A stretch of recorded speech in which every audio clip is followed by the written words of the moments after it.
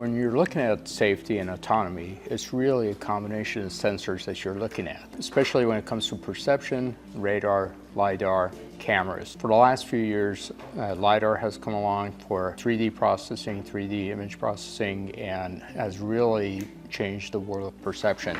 The challenge with LiDAR is that it's still an optical technology, and as good as it is in terms of image processing, in terms of point cloud and 3D and four-dimensional, you still have the optical challenges, whether it's in inclement weather, in the fog, dust, sometimes in low light and humidity. And that's where radar really comes in. The challenge with radar in the past has been low resolution comparatively.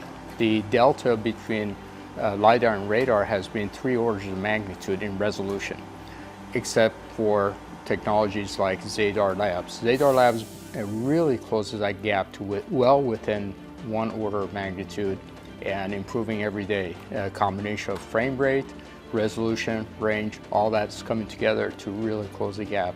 And that is something that we see when we're talking to our customers in a number of different segments, whether it's AMR, other mobility customers like even automotive and agtech, where they operate in dust and fog all the time.